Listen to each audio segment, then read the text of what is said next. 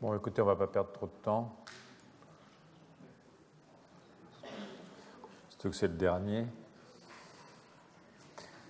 C'est pas à ça que, tiens, m'en est réjoui. Hein. Donc, la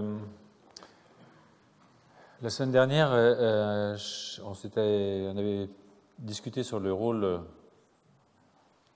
de ce qui se passe du côté de la lame basale, ce qu'on appelle la PIA, dans la prolifération et la survie des neurones, plutôt des cellules souches neurales, et aussi des jeunes neurones, des neuroblastes. Par ce qui se passe, j'entends plusieurs phénomènes sur lesquels je vais revenir très très rapidement, en vous donnant juste un schéma déjà au départ pour vous rappeler un tout petit peu comment les choses se passent. Vous avez les cellules gliales radiales apicales, qui donc ont un contact avec la zone apicale, mais qui ont aussi un contact avec la zone radiale, et qui, chez la souris, vont se différencier en ce qu'on appelle un progéniteur intermédiaire, qui se divise assez rapidement pour donner des jeunes neurones, donc il y a assez peu d'amplification. Et chez les primates, vous avez l'apparition d'une nouvelle zone, qui est la zone, donc, ce qu'on appelle la hauteur SVZ, OSVZ, qui a des glies radiaires qui n'ont perdu un contact avec la zone apicale, hein, à cause d'une division qui n'est pas une division perpendiculaire, plutôt parallèle au plan du neurite, mais un tout petit peu de travers, comme vous voyez ici, avec ici donc ces glies qui n'ont plus de contact avec la zone apicale, mais qui peuvent conserver un contact avec la zone piale, et qui vont se diviser pour donner de nouveau des progéniteurs intermédiaires qui eux-mêmes vont donner des neuroblastes, mais avec un compartiment ici qui est un compartiment d'amplification. Donc, si je vous ressors, je crois, une vieille diapositive, c'est-à-dire de la semaine dernière, je vous rappelle que les méninges, qui sont donc à la surface qui sont un petit peu à la surface de la zone piale, donc de ce qu'on appelle la zone basale, sécrètent des chymokines, ici CXCL12, et que participent avec PAX6, dont la source peut être aussi dans les glies radiaires, qui sécrètent normalement du PAX6, enfin, en tout cas, qui font du PAX6, c'est ce qu'elles le sécrètent, c'est notre affaire, je le pense, bien entendu, contribuent à l'attraction de ce qu'on appelle les cellules de Caral-Rhesus, dont on a vu qu'elles jouaient un rôle important à la fois dans la neurogenèse, mais aussi dans la formation des compartiments du neuroépithélium.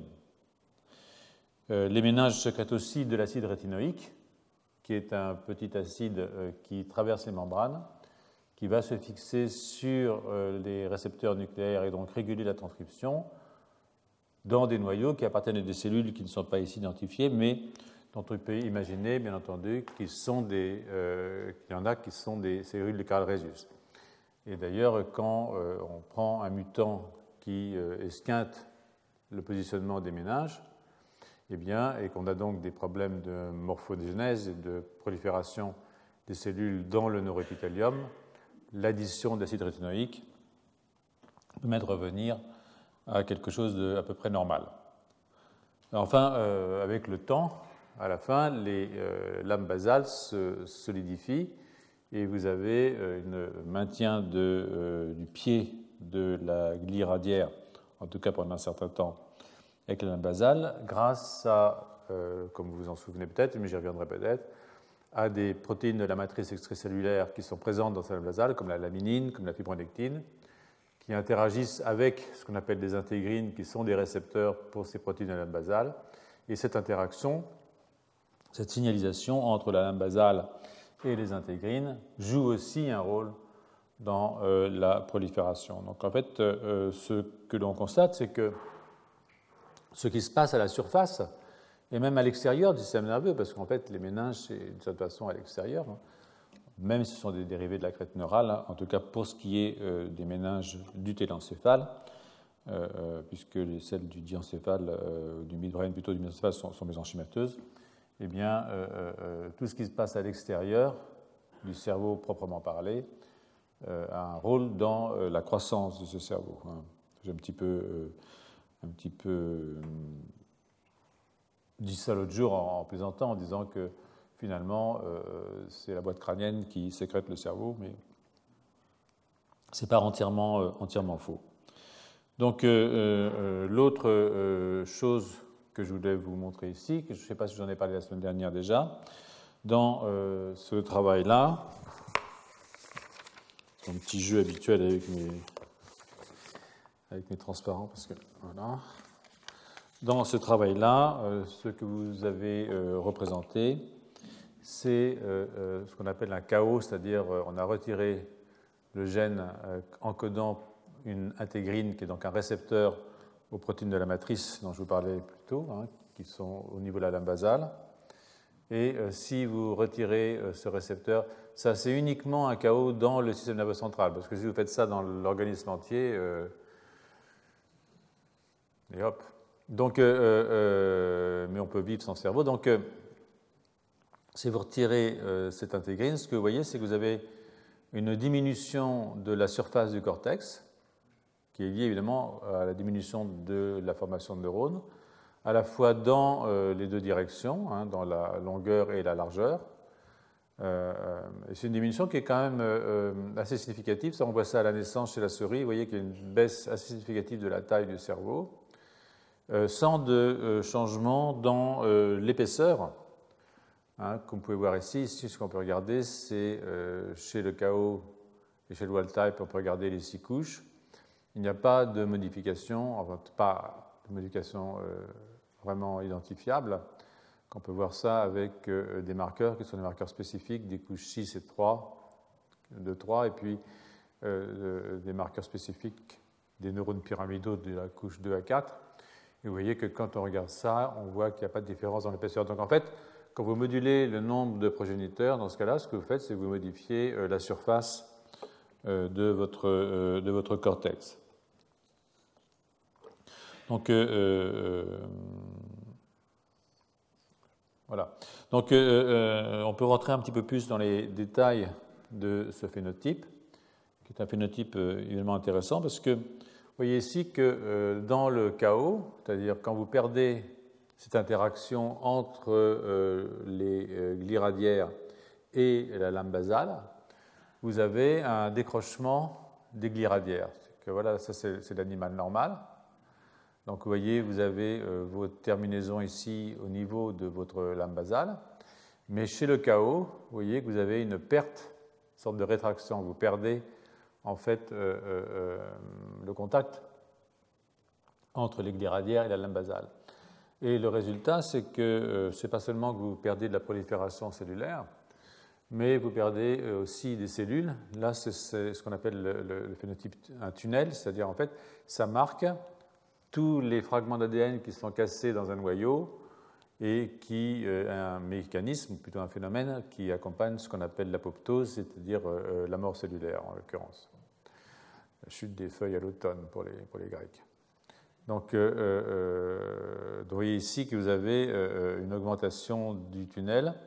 Vous avez aussi une augmentation de l'activité caspase-3, qui est une enzyme qui est elle aussi activée dans les cas d'apoptose. Donc, et sur la droite, ce que vous avez, c'est l'illustration et la quantification de la mort des cellules PAX6, hein, puisque vous vous souvenez que ce sont les glis radiaires qui expriment PAX6. Cette mort commence très rapidement. Là, voilà, ici, donc, vous avez E13, E16, E18, et vous voyez que, en fait, si vous regardez vers E16, la densité de vos cellules PAX6, elle est moins forte que chez un sauvage. En fait, ça est quantifié par nos collègues. À E11, il ne se passe rien. Vous voyez que vous avez une mort de vos cellules PAX6 qui devient vraiment très très forte à E18. Pour TBR2, qui est un marqueur en fait plus tardif, hein, vous voyez que la mort n'apparaît que plus tard, mais c'est normal parce que les cellules qui expriment TBR2 dérivent des cellules qui expriment PAX6. Donc en fait, on a un petit retard, mais la mort de ces cellules est extrêmement conséquente vers le 18e jour de la vie embryonnaire chez la souris. Donc Ça, c'est vraiment un phénomène important. On le voit bien, donc, le contact des guiradières avec la lame basale, c'est quelque chose qui est fondamental. Donc, et puis finalement, toujours dans ces articles, ce que les auteurs ont fait, c'est ils ont montré que les ménages sont effectivement indispensables. D'une autre façon, c'est en faisant une délétion génétique, un chaos donc, de deux laminines, la laminine 2 et la laminine 4.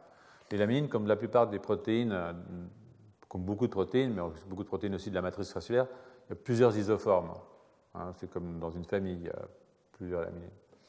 Et donc, si vous pouvez retirer deux isoformes, plutôt deux formes, la 2 et la 4, et si vous faites ça, vous avez, de nouveau, vous perdez, vous voyez, le contact avec la lame basale.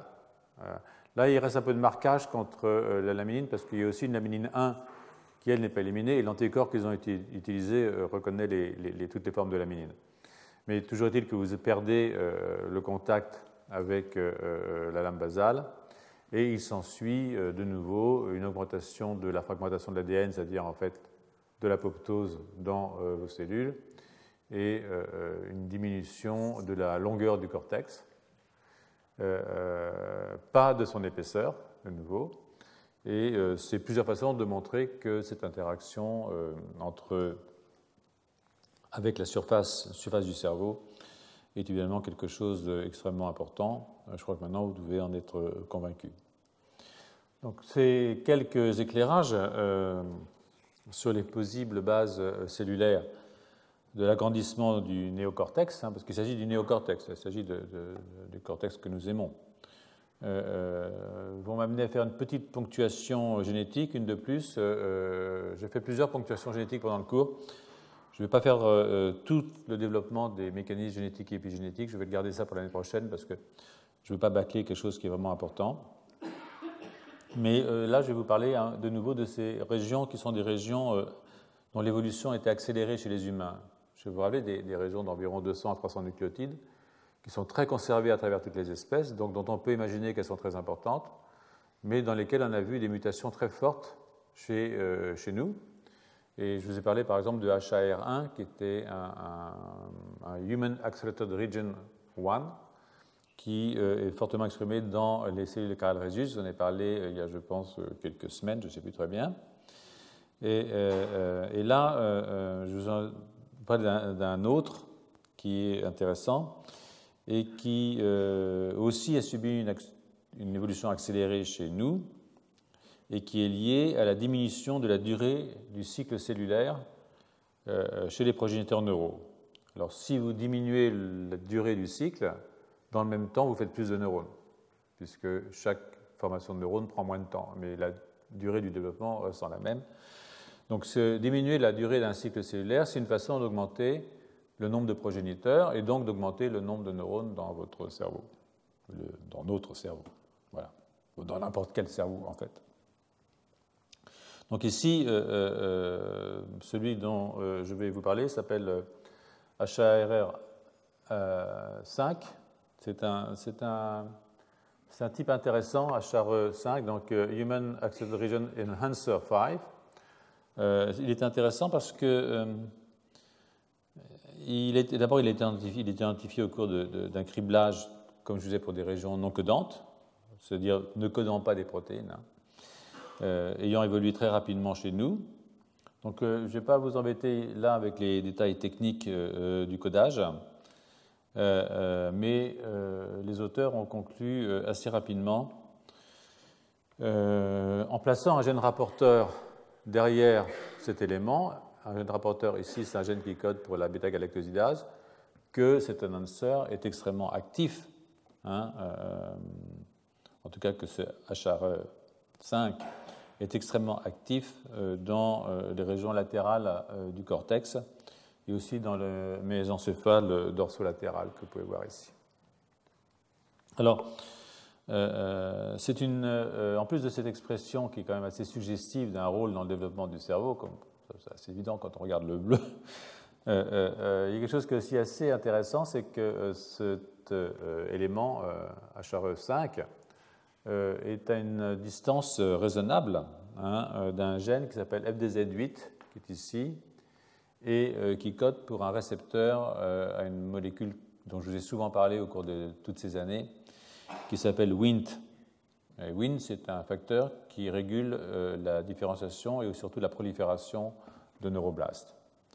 Donc, est-ce que cette proximité ici veut dire qu'on a une augmentation de la transcription de ce gène? C'est possible, on va voir ça dans un instant. Et la rapidité d'évolution, elle est évidente. Vous avez ici donc le R5 de Homo sapiens, et vous avez une dizaine de mutations qui sont arrivées dans cet élément. Et puis, vous avez encore 6 mutations qui sont arrivées chez le chimpanzé. Et ça, c'est une illustration de quelque chose que je vous dis assez régulièrement, c'est-à-dire que quand vous avez une séparation entre deux lignages, on n'évolue pas uniquement du côté humain, on évolue aussi du côté chimpanzé. Et là, par exemple, pour cet élément régulateur, ça veut dire que les chimpanzés ont introduit 6 mutations de leur côté, et nous, on en a introduit 10. Ça vous dit aussi quelque chose sur ce que ça veut dire que le temps en évolution, ce n'est pas la même chose. Si je me fondais là-dessus pour mesurer le temps, vous voyez que les 7 millions d'années chez les chimpanzés, c'est comme 3 millions d'années chez nous pour cet élément-là. Donc en fait, la vitesse d'évolution compte dans ce qu'on peut appeler le temps évolutif. Toujours est-il que ces 7 millions d'années s'additionnent des deux côtés, donc nous sommes à environ 14 millions d'années de l'ancêtre commun avec le chimpanzé, enfin des chimpanzés, parce qu'il faut remonter à l'ancêtre et puis repartir de l'autre côté. Donc ça, c'est une assez jolie illustration, qu'il y a eu des mutations d'un côté chez les chimpanzés et des mutations aussi chez l'autre, et qu'au total, ça fait 16 mutations de différence entre les chimpanzés et nous. 6 pour eux et 10 pour nous. Voilà. On a gagné. Donc, dans le lignage humain, il s'agit très probablement d'une sélection positive. Pourquoi une sélection positive? Parce qu'en fait, les mutations, vous pouvez en supporter très facilement si les éléments qui sont mutés n'ont pas d'importance. C'est-à-dire que quand on mute un élément sans importance, le gène supporte les mutations puisque tout le monde s'en fiche sur le plan de la sélection. Mais il se trouve que si vous regardez les séquences qui sont mutées par des techniques de bioinformatique, par exemple, vous voyez que ce sont en fait des sites de fixation de facteurs de transcription qui sont impliqués très fortement dans le développement cortical. Donc ce ne sont pas des mutations qui sont neutres, entre guillemets, et le fait qu'elles aient été conservées et sélectionnées veut dire très probablement qu'elles ont une influence positive, en tout cas pas négative, qu'elles ont été conservées en tout cas, au cours de l'évolution. Donc on peut comparer l'expression des deux promoteurs, enfin des deux annonceurs en l'occurrence, celui qui est humain et celui de singe. Ici, je pense que c'est troglodytès en fait. Oui, troglodytès, PT, c'est-à-dire pan-troglodytès. Donc vous voyez que si vous regardez l'expression de ce annonceur, vous voyez que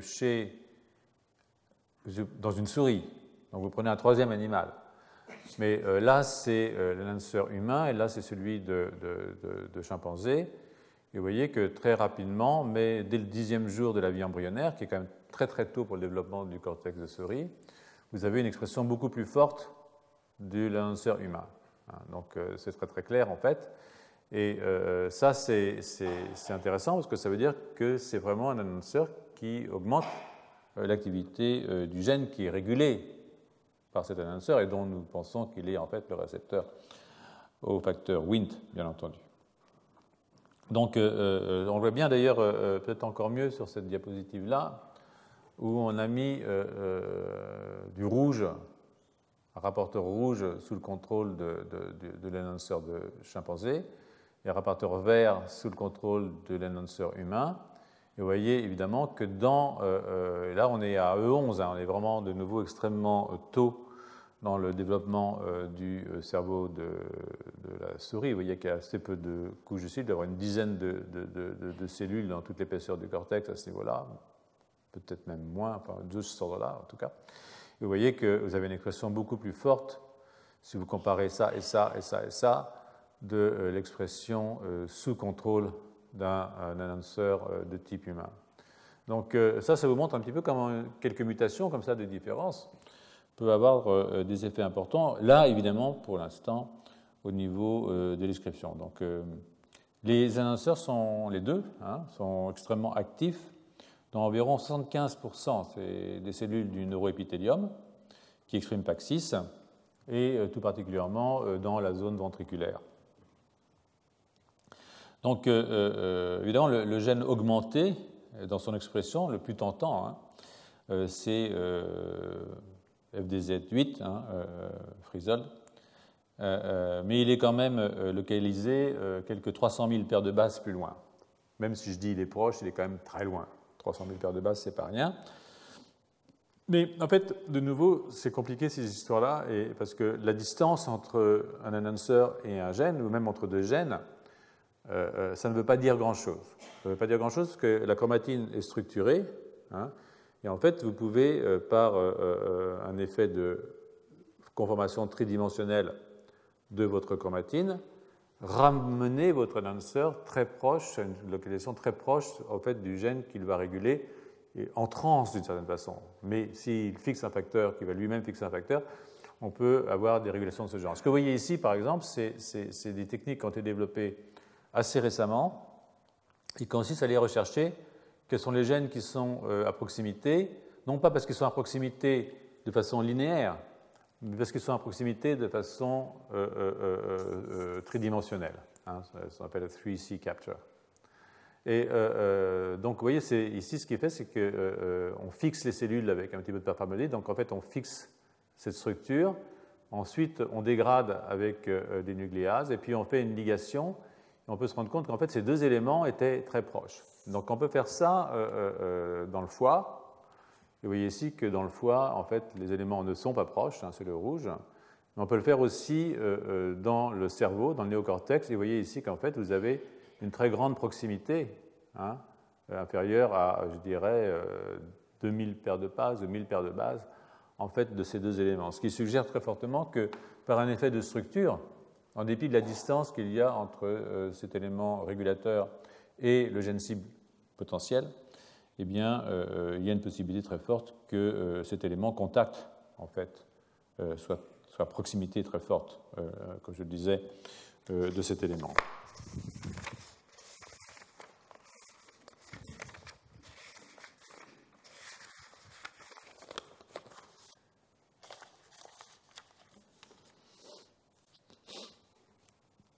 Donc, ça ne suffit pas d'être proche.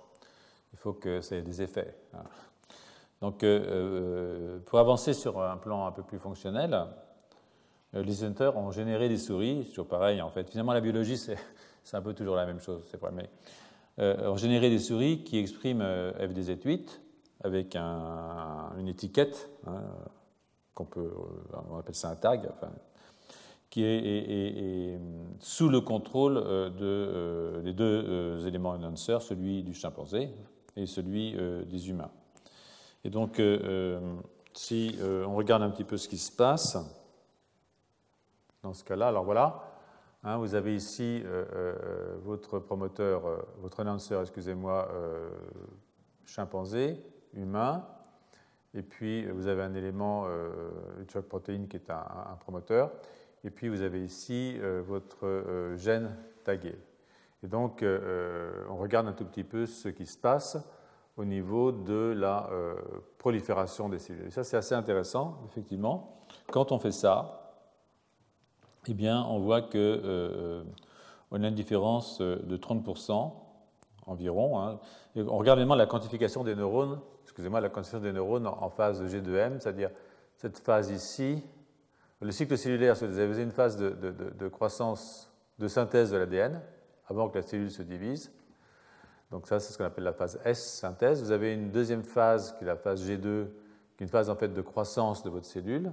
Et quand la cellule a 2 fois plus d'ADN et qu'elle est assez grosse, elle se divise en deux, c'est ce qu'on appelle la mitose. Et puis vous avez une deuxième phase intermédiaire G1. Des fois, ça passe en G0 quand la cellule s'arrête. Sinon, on redémarre. Eh bien, si vous avez exprimé dans votre souris transgénique, sous le contrôle de cet élément annonceur, votre gène FDZ8, vous voyez que vous avez une augmentation du nombre de cellules qui prolifèrent en phase G2M, hein, qui est en fait dans cette région-là, parce que quand on est dans cette phase-là, on est marqué par une phosphohistone, qui est la phosphohistone 3. Et donc vous voyez que vous avez plus de cellules qui sont marquées, et ça peut être quantifié, c'est très clair. Donc ça veut dire que vous avez plus de cellules qui sont divisées dans un temps donné, bien entendu, on regarde ça dans un temps donné. On peut aussi s'amuser à faire des marquages consécutifs, hein, du genre je commence par marquer avec du BRDU, puis ensuite je viens avec un autre marqueur qui sont des molécules qui s'intègrent dans l'ADN, qui peuvent avoir des couleurs différentes, en tout cas à qui on peut donner des couleurs différentes après. Et puis au bout d'1 heure et demie, je vais faire un deuxième marquage. Et ça va me permettre de voir les cellules qui entrent et qui sortent de la phase de synthèse. Et cette technique me permet de calculer que, en fait, la durée totale d'un cycle cellulaire passe de 12 heures chez le chimpanzé à 9 heures chez Sapiens. C'est-à-dire qu'en fait, ça veut dire que toutes les 3 heures, vous faites une cellule de plus. Toutes les 4 heures, une cellule de plus. En gros, un truc dans ce genre-là. Donc ça a des conséquences. Et une des conséquences que ça a, c'est une augmentation de la taille du cortex. Donc ça, c'est assez clair. Hein. Vous voyez ici ce qui se passe. Quand vous avez exprimé votre promoteur humain, hein, voilà ici votre promoteur humain, ça c'est la taille d'un cortex de souris normal, qui est délimité par cette petite pointillée noire là autour du cortex. En fait, le promoteur de singe, il ne fait pas grand-chose. Il n'augmente pas la taille du cortex de la souris. Hein. Mais si vous mettez le promoteur humain, vous voyez que vous avez tout ce qui déborde là, autour, c'est en fait du cortex en trop. Hein. Et vous le voyez ici clairement, comme tout à l'heure, vous avez une augmentation de l'aire du cortex, de la longueur du cortex, et de différents types de cellules, mais pas de toutes. Hein. Vous avez une augmentation des cellules qui sont marquées par FOXP1, qui sont en fait dans des cellules dans les couches plus superficielles du cortex, mais pas des cellules qui sont marquées par FOXP2, qui sont plutôt en fait de la couche 5 du cortex. Donc, vous avez une neurogénèse qui augmente un petit peu plus tardivement, parce que ceux-là sont formés après cela, mais suffisamment pour augmenter la taille de votre cortex. Donc, ça, il y a peut-être une augmentation, mais au stade, ils n'ont peut-être pas assez de souris, donc ils n'ont pas vu que c'était... Elle est peut-être, comme disent les étudiants, il y a une tendance. C'est très mauvais de dire il y a une tendance quand on veut faire des statistiques. Je déconseille fortement ce syntagme. Donc, même s'il peut faire du bien à l'âme. Bon. La densité de neurones n'est pas affectée, ce qui veut dire que l'augmentation de la taille relève celle du nombre de cellules, mais pas la densité. C'est ce que je vous ai expliqué au début du cours, il y a à peu près 6 semaines. La densité n'augmente pas, c'est la taille qui augmente en réponse à l'augmentation du nombre de cellules. C'est un petit peu ce qui se passe au cours de l'évolution, en tout cas chez les primates. Donc cette nouvelle ponctuation génétique, hein, je vais la terminer avec un retour à un autre concept que je vous ai donné il n'y a pas très longtemps. Ça va être des human condyle. Condyle, ça veut dire ce sont des gènes qui sont conservés à travers l'évolution, pour con, et qui sont délétés spécifiquement chez l'humain, donc condyle. Mais ce qui est intéressant, c'est qu'ils sont très conservés dans toutes les espèces, sauf chez nous. Donc ça veut dire que c'est une délétion qui s'est produite chez Sapiens et qui donc, on peut le penser en tout cas, a des conséquences sur l'évolution de notre espèce. Donc je vous avais introduit cette dénomination au moment où on avait discuté, je ne sais pas si vous vous en souvenez, de la diminution de l'agressivité et la modification de caractères sexuels secondaires, en particulier les canines ou les vibrisses placés sur des organes sexuels secondaires. sur le gland, chez les bonobos. Et donc, qui était lié à des diminutions soit de la synthèse des androgènes, soit de la synthèse des récepteurs aux androgènes dans des régions spécifiques, bien entendu. Et donc, la diapositive que je vais vous montrer là, maintenant, elle vous rappelle ce que c'est qu'un condyle. Donc, vous voyez, ici, ce sont des régions qui sont très conservées, par exemple chez le macaque, chez la souris, chez le chien, mais qui manquent totalement chez nous. Donc, ici, vous avez un condyle, qui est un condyle.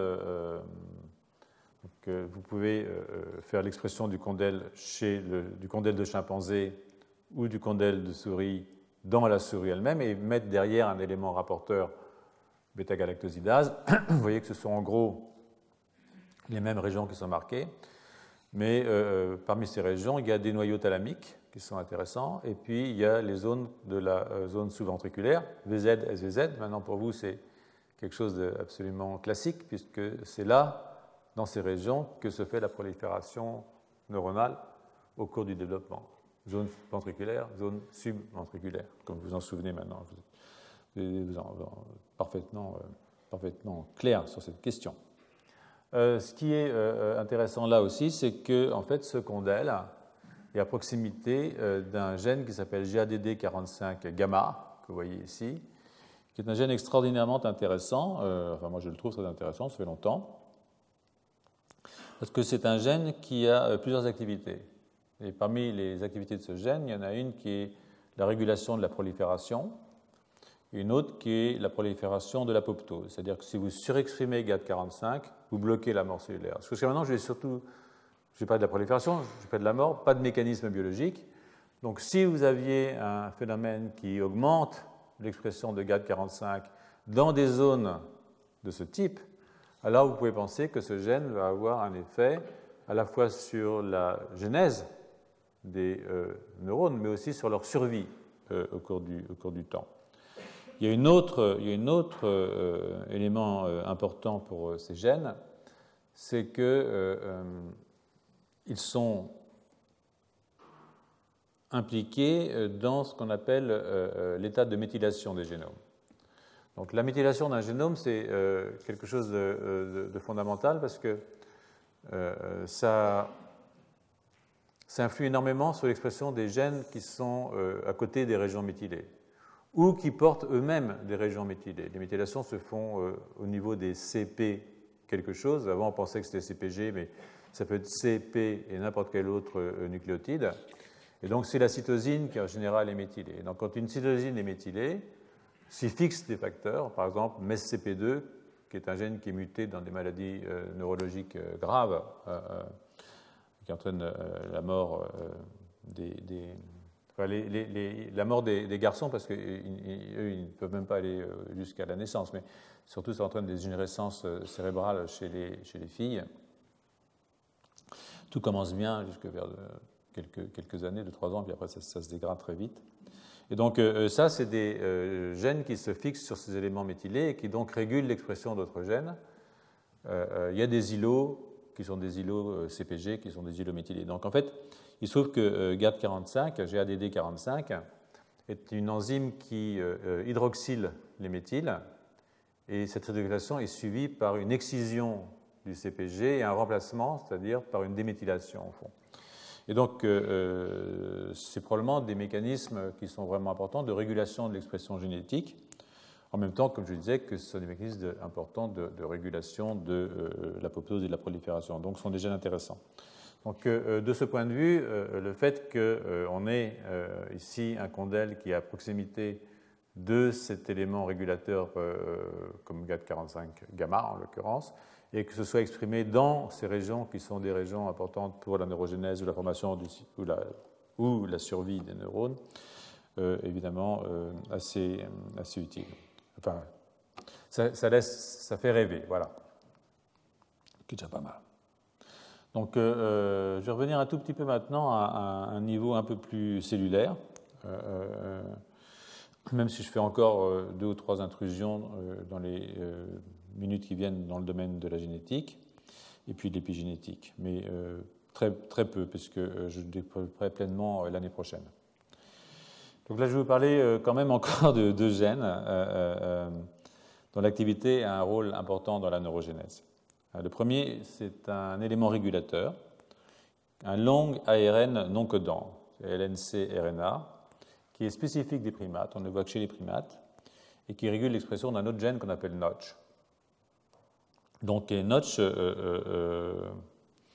le second dont je vous parlerai, le second gène dont je vous parlerai, c'est un gène qui encode une protéine spécifique des hominidés et qui régule la prolifération des progéniteurs neuraux basaux.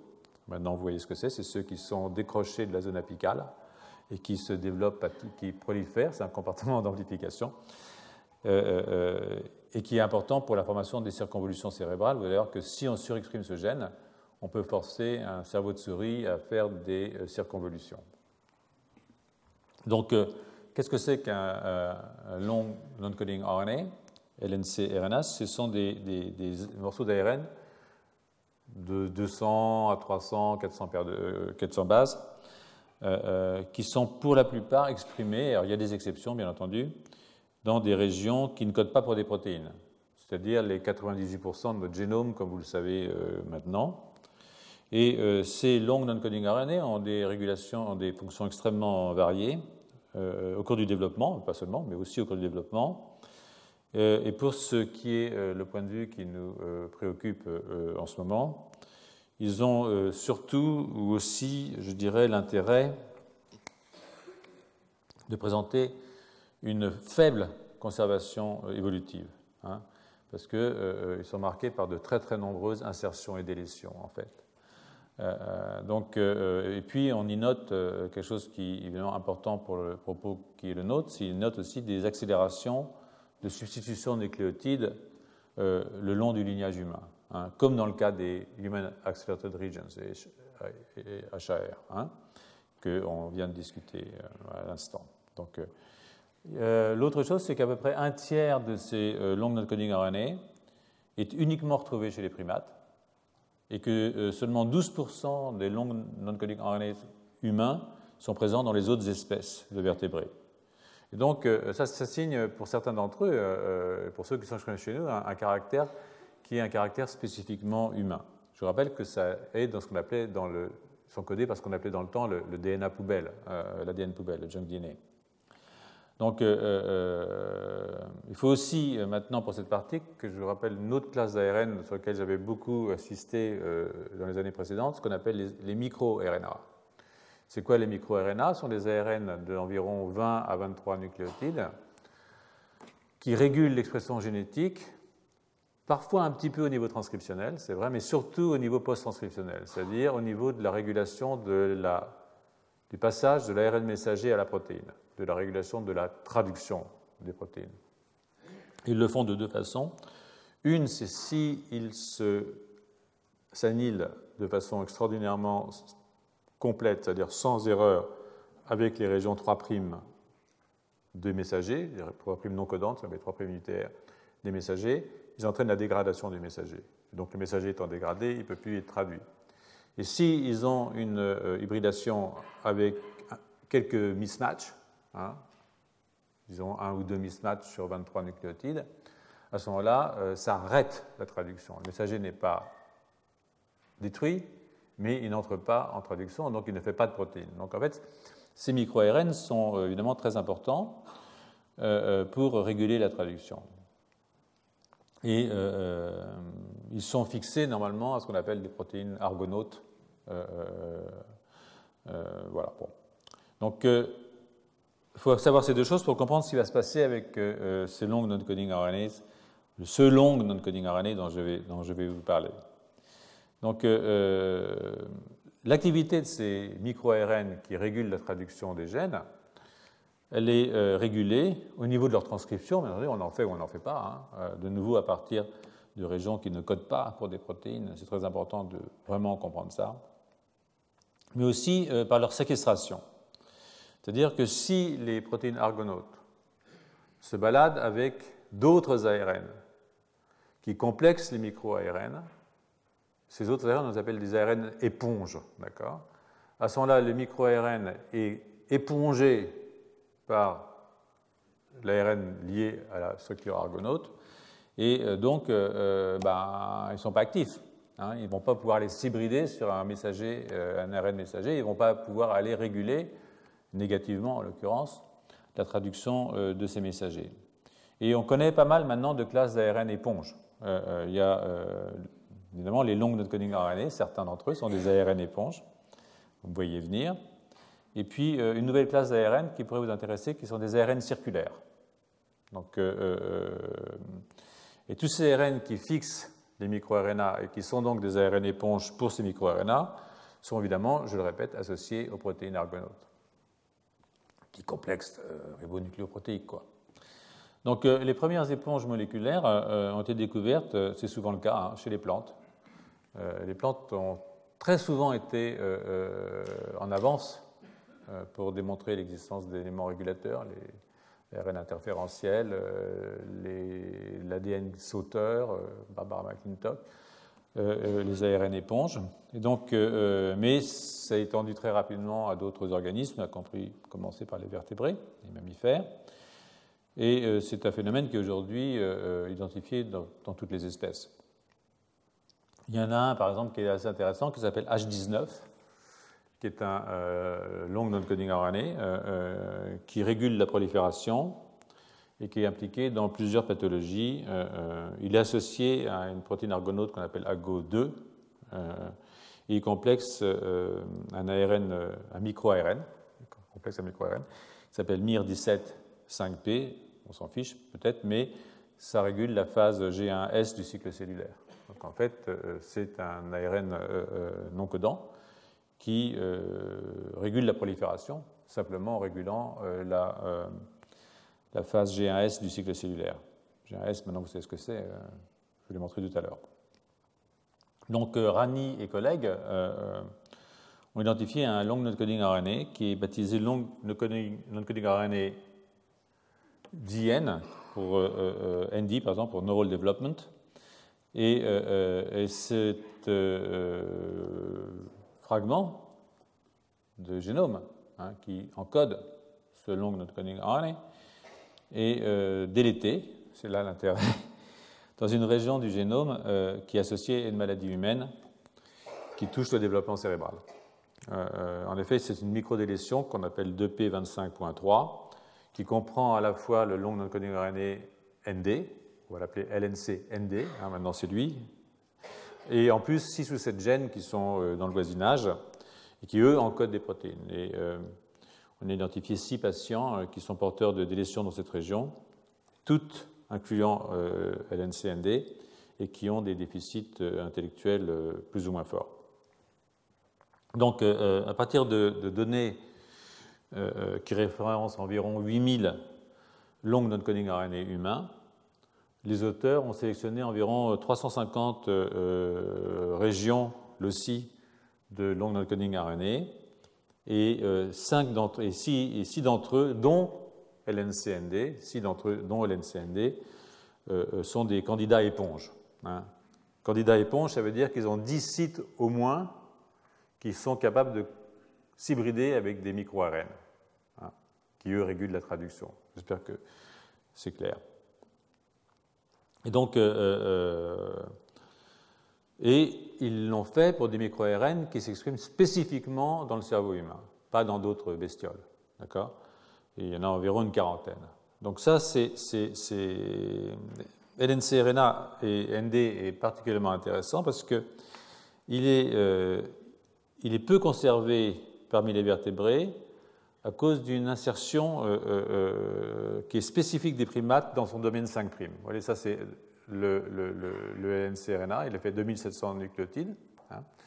Et vous voyez ici que vous avez une insertion dans la région 5' qui est spécifique des primates. Et c'est dans cette région qui est spécifique des primates qu'on trouve des séquences de fixation à des micro-ARN. Et donc cette région-là joue le rôle d'éponge. Vous voyez ici par exemple que vous avez une éponge, un site de fixation en fait, pour ce miRNA 143.3P. Là vous en avez en jaune une dizaine pour celui-là, en rouge une dizaine pour celui-là, en vert une dizaine ou un peu plus pour celui-là. Donc en fait, c'est une région qui est parfaitement capable d'aller complexer les ARN éponges, les micro-ARN. Et c'est entièrement dans la région primate spécifique. D'accord ? Donc, dans la diapositive suivante, je vous montre en rouge cette région ici, hein, avec, elle est présente chez le chimpanzé. Mais vous voyez que si vous regardez, présente chez d'autres singes, si vous regardez un tout petit peu le nombre de micro-ARN qui peut être complexé par ce LNCND, vous voyez qu'il est très très fort, qui n'est exprimé que chez les primates bien sûr, je le répète, mais il est plus fort dans les singes anthropoïdes, les humains, les chimpanzés, les orang-outans et les gibbons, que dans les singes du Nouveau Monde ou du Vieux Monde, mais pas des anthropoïdes, hein, les apes, voilà. Donc c'est quelque chose qui est assez intéressant parce que c'est arrivé avec, chez nos cousins aussi, hein, mais aussi chez nous. Et donc l'idée, c'est évidemment d'aller suivre l'expression de ce gène dans le système nerveux. Et on peut le faire de différentes façons. La façon la plus simple, si vous voulez, de le faire à l'heure actuelle, c'est peut-être pas entièrement propre, mais c'est la plus simple, c'est de prendre des cellules souches humaines et de les forcer à se différencier en neurones, par exemple en leur tirant les molécules comme les BMP, les inhibiteurs en tout cas de la voie de transduction des BMP, qui sont inhibiteurs de SMAD. Et quand on fait ça, vous voyez ici ce qui se passe. Voilà ici donc des cellules embryonnaires humaines, cellules souches embryonnaires humaines, qu'on force à la différenciation neuronale. Et vous voyez qu'au 5e jour de cette différenciation neuronale, vous avez une expression assez forte de votre ARN. Et puis après, ça se perd. Et puis quand vous êtes devenu un neurone, c'est terminé. D'accord ? Donc on peut voir que donc il y a une corrélation en tout cas entre l'expression de ce LNCND et une étape transitoire de la différenciation vers la formation de neurones.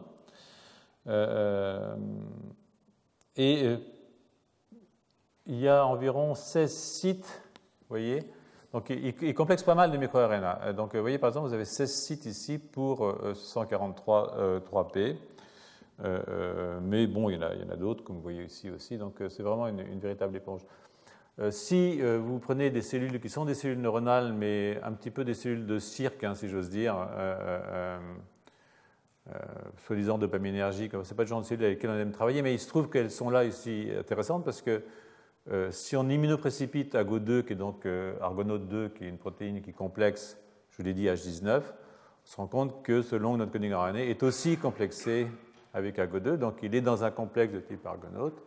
Et là, ce qu'on peut aussi faire, c'est regarder l'interaction entre le long non-coding RNA et différents MIR. Et vous voyez, pour ce microRN 143 3P ici, les énergies d'interaction sur les différents sites, hein, en tout cas ici sur 3 sites distincts qui sont présents dans la région 5' dont je vous parlais tout à l'heure, hein, voilà, parce qu'il y a plusieurs sites, tous les sites n'ont pas la même séquence exactement, eh bien, sont des énergies extrêmement fortes, des entropies extrêmement fortes, qui montrent que l'interaction est très stable sur le plan énergétique. Donc, à quoi ça sert, hein, à quoi ça sert, bien entendu. Et je vous ai dit que donc, LNCND, au moins dans les neurones dérivés des cellules souches embryonnaires, ici, est exprimé dans les progéniteurs et pas dans les neurones. Et les régions 3' de Notch 1 et de Notch 2 humains ont en fait un site de fixation pour ce gars-là. Donc ça veut dire en fait que, alors Notch, c'est une protéine qui est impliquée dans la prolifération des progéniteurs. C'est-à-dire que si vous bloquez Notch, vos cellules commencent à se différencier.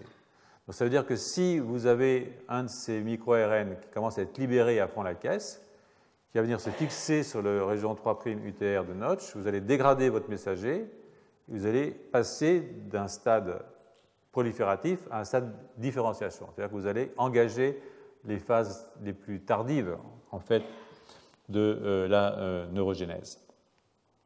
Donc, c'est un petit peu l'idée. Donc, c'est l'idée qu'en fait, ce long non-coding RNA, en régulant le niveau des micro-ARN qui sont libres pour aller se fixer sur les régions 3' UTR du notch est un élément régulateur de la neurogénèse. Donc je passe sur pas mal d'expériences qui ont été... c'est un papier intéressant en fait.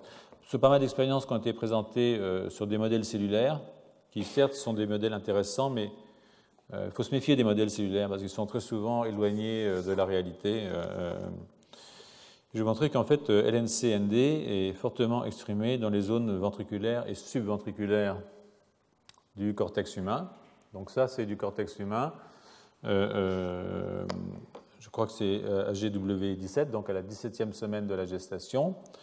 Et vous voyez qu'il y a une expression forte de l'NCN au niveau de la SVZ. Vous voyez tous les petits points ici, c'est l'hybridation in situ, donc ce sont les messagers qu'on va aller chercher avec des sondes. Vous l'avez aussi dans la zone OSVZ, c'est-à-dire celle où il y a de la neurogénèse et de l'amplification, et puis vous n'avez pratiquement pas d'expression dans ce qu'on appelle la plaque corticale, c'est-à-dire là où les neurones sont devenus postmitotiques, ils sont un petit peu plus haut dans le cerveau. Alors l'expression, ça ne veut rien dire, hein. Le problème, ce n'est pas tellement l'expression, c'est aussi, comme toujours, la fonction. C'est pour ça que les systèmes cellulaires de cirque ne sont pas toujours appropriés pour faire de la biologie. Donc la dimension de la fonction exige soit qu'on passe aux cultures d'organoïdes. Alors les organoïdes, je ne vais pas vous les montrer cette année. Je pensais le faire, mais je sais que je n'aurai pas le temps, donc ce n'est pas la peine que je me fatigue. Les organoïdes, ça consiste à prendre une IPS humaine, par exemple, prenez un fibroblaste, vous le transformez en cellule souche, vous le retransformez en cellule souche neurale par des techniques génétiques ou par l'addition de facteurs de croissance et transcription sur lesquels je viens, et vous allez faire une sorte de mini-cerveau. Vous allez refaire un développement en culture d'un cerveau qui va être un cerveau à partir de cellules humaines. Donc ça, c'est assez pratique, parce qu'on peut faire ça à partir de cellules normales, mais aussi à partir de cellules qui sont prises chez un malade, par exemple. Et donc, ça peut vous amener à avoir des modèles humains en culture de cerveau sans faire des choses que la morale réprouve. Vous pouvez aussi, évidemment, prendre des vrais cerveaux, c'est quand même plus amusant, et regarder ce qui se passe. Mais on peut aussi, évidemment, s'amuser de passer, exprimer ces longues non-coding RNA humains chez la souris. Mais pour le faire chez la souris, il faut évidemment, comme ils ne sont pas normalement exprimés chez la souris, ça suppose que le MIR143P dont je vous ai parlé et les séquences notch soient conservées, hein, parce que, entre les espèces. Donc là, ça se trouve que c'est le cas, donc ça tombe bien. D'où la tentation, à laquelle il a été évidemment rapidement cédé, de surexprimer le long non-coding RNA ND, neurodéveloppement, chez la souris et d'analyser le phénotype. Donc, ce à quoi on s'attend, c'est un effet éponge. Donc, je vais aller récupérer mes micro-ARN et donc je vais augmenter la traduction, les néotraductions de notch. Et donc, je devrais avoir un cerveau plus gros, entre guillemets. Hein. Et donc, vous allez voir que c'est à peu près ce qui se passe. Hein. Voilà. Donc là, ce que vous voyez, je pense que je ne me trompe pas. J'espère que je ne me trompe pas. Parce que là, j'étais un petit peu rapide. Là, c'est un agrandissement un petit peu de la diapositive précédente qui vous montre la co-expression de votre long non-coding RNA avec des cellules qui expriment PAX6 en rouge. D'accord ? Donc il y a aussi d'autres, hein, mais vous avez ces expressions. Donc au niveau de la OSVZ, hein, donc au niveau de cette structure là. Et donc, si vous surexprimez avec électroporation, vous exprimez votre long non-coding RNA dans le cortex de souris à E13,5, et que vous regardez ce qui se passe au niveau de la prolifération et des marquages de vos progéniteurs dans cette région corticale où vous avez électroporé, bien entendu, vous voyez que vous avez une augmentation en fait des progéniteurs, une diminution des cellules qui sont en voie de différenciation neuronale.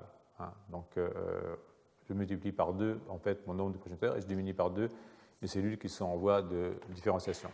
C'est exactement ce que vous voyez donc ici. Vous avez ici le notch, vous avez la région 3' UTR, hein, et quand vos microRNA sont complexés par le LNC-ND, ils ne vont pas se mettre là. Et comme ils ne se mettent pas là, j'ai une bonne traduction. Et donc j'ai plein de protéines notch, et donc j'ai une grande expansion de mes cellules radiaires, hein, mes RGC. Mais si je pousse la différenciation, je perds LNC-ND, comme vous avez vu tout à l'heure, je libère à ce moment-là mes microRNA qui viennent se fixer sur ma protéine notch, et maintenant je vais avoir une diminution du nombre de notch et donc une différenciation terminale de mes neurones. Et ça, c'est intéressant parce que, comme je vous l'ai dit, c'est quelque chose qu'on ne voit, c'est un gène qui n'est exprimé que chez les primates. D'accord ? Donc, alors, ce n'est pas que chez Sapiens, c'est que chez les primates.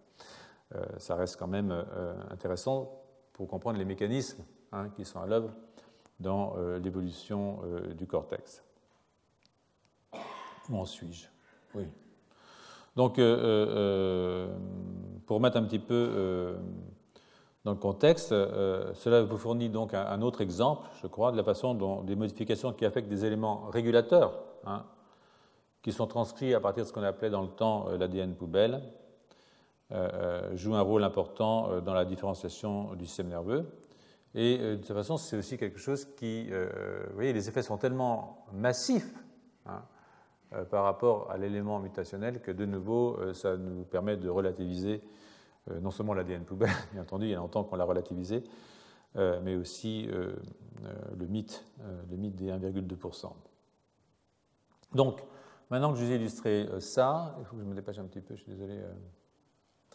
Après avoir illustré ça, pour l'importance de l'évolution des cerveaux, des ARN non codants, je vais poursuivre avec un gène, il ne faut pas que j'accélère trop non plus, hein, peut-être qu'on durera un peu plus longtemps, je suis désolé, mais parce qu'il n'y a pas de rattrapage la semaine prochaine.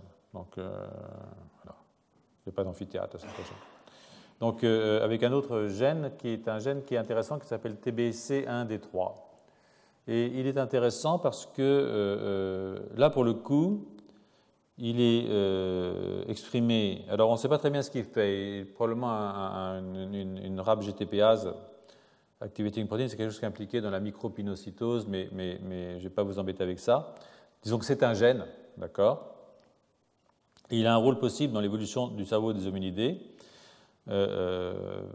parce que ce gène a plusieurs paralogues. Vous savez, quand des chromosomes se dupliquent ou quand il y a des éléments génétiques qui se dupliquent, on fait plusieurs copies du gène, ce qu'on appelle des paralogues du gène ancestral. Et en fait, il y a 17... il y a une seule copie chez les chimpanzés et il y a plusieurs copies chez l'homme. Mais il y a une grosse différence. Je ne sais plus combien il y a de copies chez l'homme, il y en a un paquet. Donc ça, c'est vraiment une différence au niveau du nombre de ces gènes exprimés, de ce gène exprimé, de copies de ce gène importante entre nous et les chimpanzés. Et dans les autres espèces, il n'y en a pas du tout. Ce gène n'est exprimé que chez les chimpanzés et nous. D'accord ? Mais on en fait plus qu'eux. Voilà. Donc ça, c'est intéressant. Ce gène est exprimé dans tous les tissus humains, mais évidemment dans le cerveau, sinon on n'en parlerait pas. Il est fortement exprimé au cours du développement. Et ici, vous avez, je crois, l'expression à la 18e semaine. Vous voyez l'expression au cours du développement, très faible chez l'adulte. Et ce que vous voyez ici, c'est en vert l'expression dans les zones ventriculaires et subventriculaires. Et je crois que c'est la 18e semaine ici de la vie embryonnaire. Donc maintenant, on fait une manip qui est extrêmement simple, hein, c'est-à-dire que de nouveau, on prend ce gène, on le met sous le contrôle d'un promoteur exprimé dans les cellules souches, ici l'anestine, et puis on regarde ce qui se passe chez la souris. Hein, Maintenant, vous êtes des vrais généticiens. Donc voilà ici la surexpression chez la souris de TBC1D3, qui n'est pas normalement exprimée du tout, hein, dans la souris, je veux dire qu'il n'est pas exprimé chez les autres vertébrés que les chimpanzés et nous. Et quand vous voyez ça, en fait, ce qui se passe, c'est que vous avez la perte de ce qu'on appelle les jonctions adhérentes entre les cellules des glis radiaires et donc qui bordent, si vous voulez, la zone ventriculaire, et vous avez une délamination de vos cellules. C'est comme si elles devenaient des OSVZ, d'accord ? C'est comme si elles devenaient des basales, c'est-à-dire qu'elles quittent le contact avec la zone apicale. Et en plus, elles forment des espèces de colonnes comme ça qui sont un peu bizarres, dont on ne sait pas très bien ce que ça fait, mais les auteurs pensent que ça a à voir avec une augmentation de la prolifération de ces cellules qui ont quitté le contact avec la zone apicale du fait de la perte de ces jonctions adhérentes que vous voyez ici exprimées en rouge et qui sont en fait l'expression d'une molécule qu'on appelle la cadérine. Donc,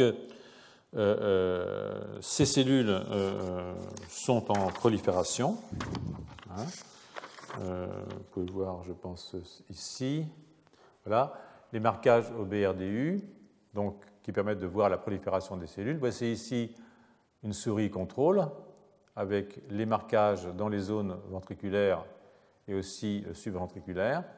Et vous voyez que si vous exprimez maintenant TBC1D3 dans votre souris, un gros paquet, hein, parce que c'est une électroporation, vous avez une forte augmentation de la prolifération de vos cellules. Ça, c'est, je crois, absolument clair. C'est quantifié ici. Et en même temps, si vous prenez une forme mutée, il ne se passe rien, donc c'est bien. Et si vous regardez maintenant la distribution des cellules, vous voyez que vous avez beaucoup plus de cellules en prolifération qui ont envahi les zones non ventriculaires ou proches du ventricule, puisque chez la souris, il n'y a pas une outer zone ventriculaire, c'est juste la zone ventriculaire, subventriculaire. Et la zone ventriculaire, d'accord ? Donc ça, c'est pas mal. Cette prolifération-là n'est pas uniquement liée à la délamination, car vous pouvez forcer la délamination en mettant un mutant négatif dominant, en exprimant un mutant négatif dominant de la N-cadérine, et vous n'avez pas de prolifération. Donc ce n'est pas le fait simplement de quitter, il y a autre chose en plus qui est probablement liée à l'activité de TBC1D3 qui entraîne la prolifération. Donc chez les souris, évidemment, ça n'a pas tellement d'intérêt, mais ça pourrait signifier, si vous voulez, que chez Sapiens, eh bien, nous avons un rôle de ce gène dans la formation alors, vous vous rappelez PH3, c'est un marqueur des mitoses. Vous voyez ici de nouveau que si vous surexprimez TBC1D3, vous avez une augmentation du nombre de cellules en phase mitotique. Hein. Et ici, si vous surexprimez la N-cadérine, eh bien, alors là, c'est dans l'extra-zone ventriculaire. Hein, et ici, vous réexprimez la N-cadérine et de nouveau, vous avez une expansion, une diminution du nombre de cellules en prolifération dans les zones extraventriculaires. Donc, voilà. Donc, un gène intéressant, probablement, qui a à voir, possiblement, bien entendu, c'est toujours difficile parce qu'on ne peut pas faire d'expérience chez le sapiens, on ne va pas lui retirer ces gènes, hein, une importance dans la prolifération. Donc là, de nouveau, ce qui a été fait, je crois que c'est, il ne faut pas que je me trompe c'est encore chez la souris, hein. Donc, ils ont voulu tester l'importance de TBC1D3 dans la génération des cellules RG outer, hein, celles qui sont dans la OSVZ. Et donc là, il y a deux stratégies complémentaires pour faire ça. Il y en a une qui exprime le gène chez la souris, et est-ce que des ORG apparaissent, hein. Il y en a une autre qui est de réprimer chez l'homme. Et vous allez voir qu'on peut réprimer chez l'homme en travaillant sur des coupes de cortex humain, bien entendu. Donc pour la partie souris, elle est là, la partie souris, hein, vous voyez. Ça démontre clairement que le gène exprimé chez la souris augmente le nombre de cellules qui expriment PAX6. Hein, vous voyez ici qu'elles apparaissent là, hein, et que leur distribution, de nouveau, est assez intéressante parce qu'on voit que ça monte dans le cortex, donc c'est là. Hein, et il y a en plus de cellules PAX6 positives. Donc vous avez plus de cellules et elles sont dans une région qui normalement n'est pas une région où ces cellules doivent normalement proliférer.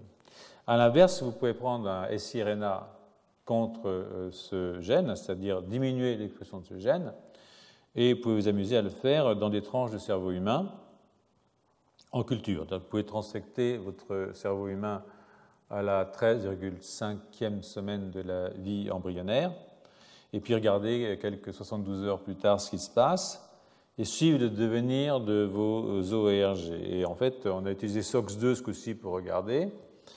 Et ça, c'est assez rigolo quand même, parce que vous voyez que voilà un contrôle. Hein, vous avez vos ERG ventriculaires.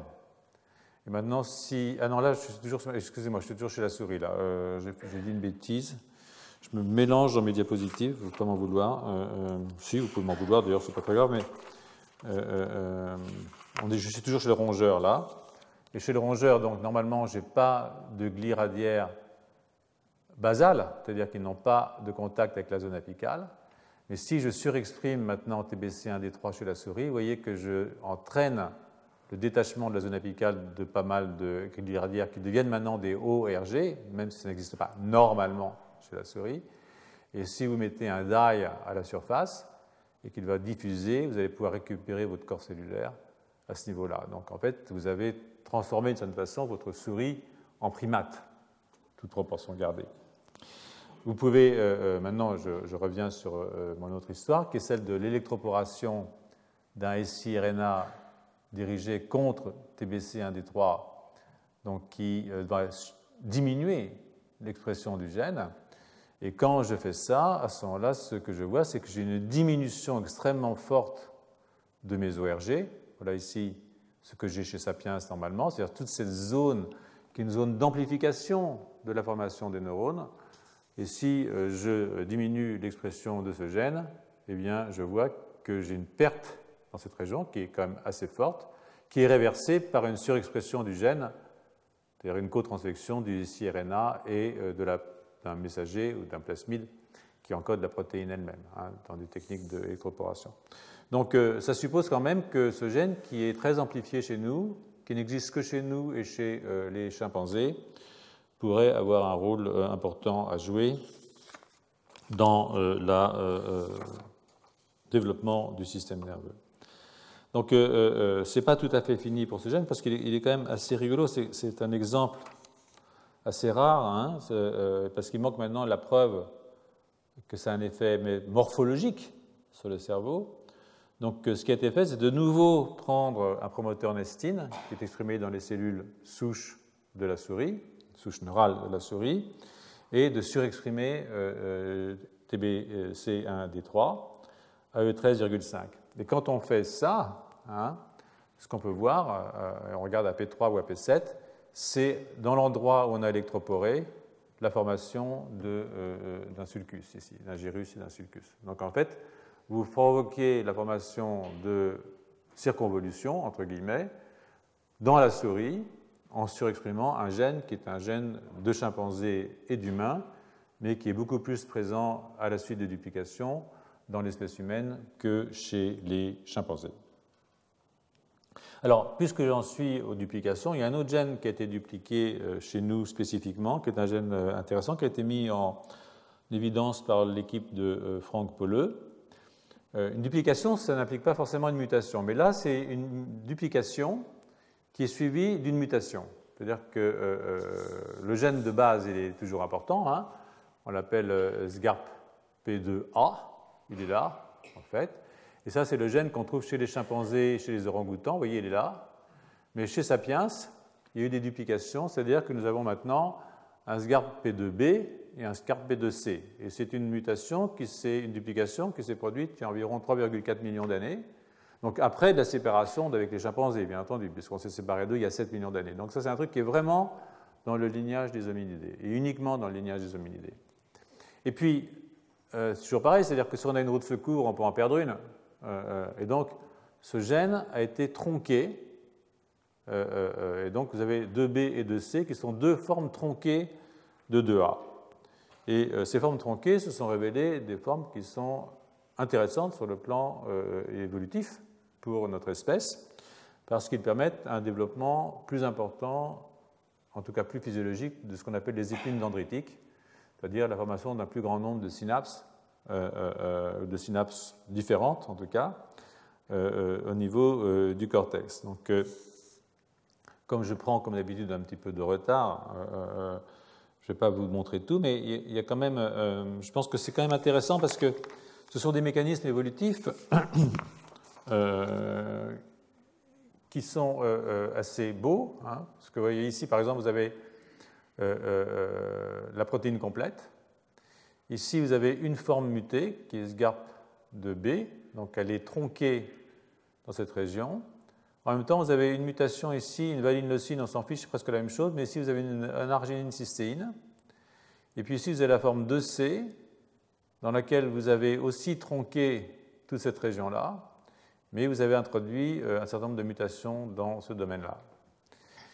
Et si vous regardez l'expression au cours du développement, vous pouvez voir que ces gènes sont exprimés, ça sont des cellules de nouveau de type embryonique humaine induites à se différencier pendant un certain nombre de semaines, par exemple. Vous voyez que vos formes apparaissent ici, voilà 2A, qui diminue, puis en fait 2B et 2C. Et ce que vous voyez aussi, c'est que ça c'est du cerveau humain adulte, ici et ici embryonnaire, fœtal. Et vous voyez que 2B et 2C restent exprimés plus longtemps que 2A. Et ça a un intérêt parce que, en fait, cette région-là qui reste, ici, dans 2B et dans 2C, c'est une région qui permet à cette protéine de former des dimères. Et donc, si cette partie-là va venir se fixer sur 2A, elle peut avoir un effet inhibiteur sur la fonction de 2A, en formant un dimère avec 2A. D'accord ? C'est relativement simple à comprendre, je pense. Enfin, j'espère. Donc, ça peut être testé assez facilement. On peut prendre des cellules COS7 qui sont des fibroblastes. Moi, je déteste ça, mais bon, c'est quand même pas mal. Et vous voyez que quand ils surexpriment 2A dans vos fibroblastes, là, ils voient des espèces de prolongements qui sont, des espèces de neurites qui se fabriquent. Hein. Et on peut voir, compter le nombre de ce qu'on appelle ça des philopodes, c'est-à-dire des espèces de petits prolongements. Si vous surexprimez 2B ou 2C qui sont des formes tronquées, il ne se passe rien. Mais si vous surexprimez 2A avec 2B, 2B inhibe l'activité de 2A en formant un dimère avec lui. Et 2C, c'est pareil. Donc ça veut dire qu'effectivement, ces nouvelles formes qui sont physiologiques, parce qu'elles existent chez nous, hein, sont des formes qui peuvent, quand elles sont exprimées de façon massive, bloquer la formation des philopodes dans des cellules COS. Et ça, je vais dire qu'on s'en fout un peu. Mais on peut aussi regarder ce qui se passe dans un cerveau. Et là, vous voyez ce qui se passe dans un cerveau de souris, bien entendu, où de nouveau, en prenant un promoteur anestine, on a pu surexprimer ces gènes dans les cellules en genèse, en migration du système nerveux. Et vous voyez que quand vous surexprimez 2A, vous êtes un peu enquiquiné parce qu'en fait, vous avez plein de prolongements qui se font. Vous avez plein de, vous voyez, ça c'est une cellule normale. Là, vous voyez, vous avez plein de fibres qui viennent. Et en fait, ça gêne la migration. Vous voyez que vos cellules, normalement, elles migrent assez rapidement ici, elles vont dans les zones superficielles. Hein. Et puis, vous voyez que celles-là, elles ont pris du retard. Voilà. Si vous surexprimez 2C, bon, il ne se passe pas grand-chose. Vous allez au bon endroit, peut-être un tout petit peu plus vite. D'accord ? Donc ça, c'est lié à la formation de leading processes, hein, que vous voyez ici, qui ne sont pas parce qu'il y en a plus que c'est mieux. Et SGARP2, donc, où est-ce qu'on trouve cette protéine ? On la trouve effectivement dans les épines dendritiques, qui sont marquées ici par une protéine qui s'appelle Homer. Et ce qui a été fait ici sur des... Je pense que... je ne regarde pas mes notes, mais je pense que ce sont des cultures. Ce qu'on peut voir ici, c'est que si je bloque la formation de SGARP2A, je diminue la taille. Vous voyez, dans une épine, j'ai le cou, et puis j'ai la boule au-dessus, la tête. Hein. Donc j'ai la tête et la tige qui sort de la fibre nerveuse, du dendrite, hein, sur lequel les synapses vont aller se faire. Donc en fait, si je diminue SGARP2A, hein, eh bien, qu'est-ce qui se passe ? Je diminue l'épaisseur de la tête, donc ça diminue, hein, mais en même temps, j'augmente la taille de la tige. Voilà, vous avez ça ici. Et ça, c'est un dendrite normal, et ça, c'est un dendrite qui surexprime SGARP2A. Donc il est tout à fait bizarre. Et ça, c'est une manip de rescue où on resurexprime la protéine. Et là, c'est pareil. Vous avez surexprimé SGARP2 et vous voyez que vous avez une augmentation de la tête de la taille de la tête de votre épine dendritique.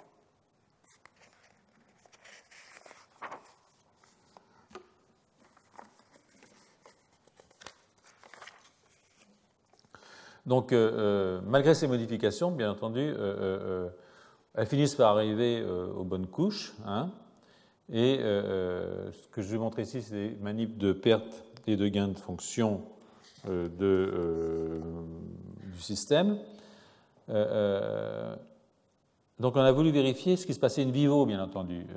La dernière expérience a consisté à vérifier que l'expression de SGARP2C, la forme mutée, in vivo, ralentit la maturation des épines dendritiques. Et donc, c'est vrai, elle le fait.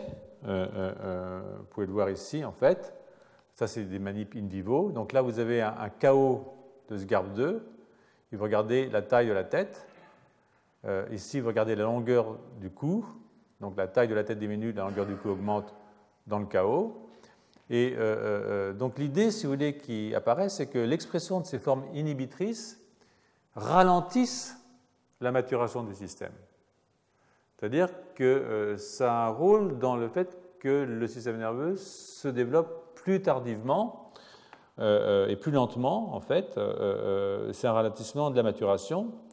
Et l'idée des auteurs, donc de Charrier et collaborateurs dans le laboratoire de Frank Polleux, qui est à Columbia, un Français qui a émigré en fait aux États-Unis, eh bien, pourrait jouer un rôle dans la durée et dans la qualité de l'apprentissage. Et je reviendrai dans un moment sur l'importance, évidemment, du temps dans le développement du système nerveux. Donc maintenant, je vais m'arrêter sur des problèmes de morphologie ou de choses de ce genre-là, même je pense que c'est évidemment tout à fait fascinant. Je vais revenir un instant sur des analyses un petit peu plus globales génétiques maintenant. Je vous ai dit que je ne ferai pas trop de génétique, mais je vais en faire un petit peu quand même, parce qu'on ne peut pas faire un cours comme ça sur l'évolution sans parler de gènes, malgré tout. Et en fait, c'est quelque chose que je vous ai raconté il y a très longtemps, et je ne vais pas rentrer dans les données plus récentes, parce que c'est un article qui est du groupe de Geschwind, qui est un évolutionniste des primates tout à fait important, et qu'il avait obtenu à partir de techniques un petit peu aujourd'hui obsolètes, c'est-à-dire qu'on cracherait un petit peu dessus, ce qu'on appelle les micro-arrays. Mais ce n'est pas important, parce que, évidemment, aujourd'hui, on ne fait plus que du séquençage profond, comme on dit, donc ces techniques sont obsolètes, mais les résultats qu'il a eus sont des résultats absolument, je crois, essentiels, voilà, parce qu'il a montré que ce qui est important, ce n'est pas tellement les gènes qui sont exprimés, voire même le niveau des gènes qui sont exprimés, même si c'est contradictoire avec ce que je vous ai dit pour beaucoup de gènes, en particulier les gènes de développement pendant le cours, mais les phénomènes de corégulation d'expression, c'est-à-dire de corégulation de réseaux de gènes. Et ce qu'il a montré est vraiment intéressant, donc je vais vous montrer juste une seconde. C'est un article donc assez ancien de 2006 qui est sorti au PNAS qui a fait usage, donc je vous l'ai dit, de ce qu'on appelle les micro-arrays pour regarder des réseaux de coexpression de gènes dans 6 régions cérébrales que je représente ici, qui sont les aires de Broca, qui n'ont plus de secret pour vous, sont des régions qui sont associées à la motricité et au langage d'une certaine façon. Le cortex singulaire antérieur, dont j'ai parlé très longuement dans les premiers cours. Le cortex visuel primaire, ici.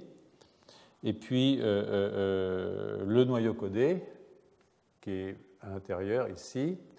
Et puis le cervelet, qu'on voyait ici dans cette région. Donc, en particulier le vermis dans le cervelet, cette région-là. Donc, ils ont regardé l'expression et la coexpression 2 par 2 de 4000 gènes dans les 2 espèces, 18 sapiens, 18 chimpanzés.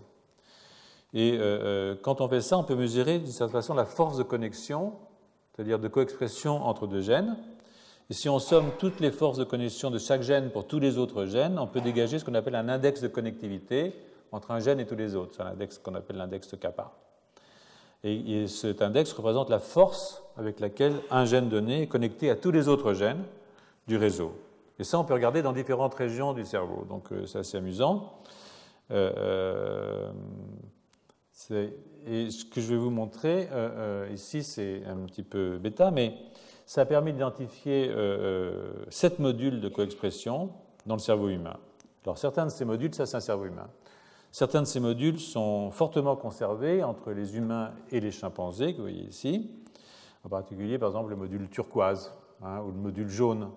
Le module noir, c'est la myéline essentiellement. Mais il y en a d'autres qui ne le sont pas. Par exemple, vous voyez que le module vert ici, est très peu présent chez le chimpanzé et que ce module de coexpression ici bleu foncé, là un petit peu mauve, n'est pas présent sous la même forme, en tout cas chez le chimpanzé. Donc il y a des modules qui proviennent de différentes régions. Hein. Le module jaune, c'est le noyau codé. Le module bleu, le module brun, c'est des échantillons de cortex. Le module vert non conservé, c'est dans le cortex et le cervelet. Le module rouge dans le cortex singulaire antérieur et le noyau codé. Donc, je ne vais pas rentrer trop dans le détail, mais c'est un principe de coexpression qui est extrêmement important. Et ce qui ressort de l'analyse est que ce qui diffère principalement est que les deux espèces ne diffèrent pas tant par les gènes exprimés, ou même les niveaux d'expression, comme je vous disais, de chaque gène. Encore que j'ai donné des exemples décisifs. Hein, c'est un gène de développement qui est fortement exprimé à un moment donné dans une région, ça va avoir des effets très forts sur le développement du cerveau, mais par les ensembles dont l'expression est corrégulée positivement ou négativement. Négativement, c'est-à-dire quand un gène s'exprime, l'autre ne s'exprime pas. Mais ça aussi, c'est une corrégulation d'une certaine façon. Et là, vous pouvez mesurer les liens de conservation entre les réseaux en comparant les valeurs des paramètres kappa pour tous les gènes dans les deux espèces. Et le niveau de conservation entre les chimpanzés et les humains est le plus faible dans les réseaux qui sont purement corticaux. Là, c'est plutôt rassurant pour nous. Et à l'intérieur d'un même module, la connectivité intramodulaire pour un gène, donc je dis, elle est mesurée par la force de connexion avec tous les autres gènes du module.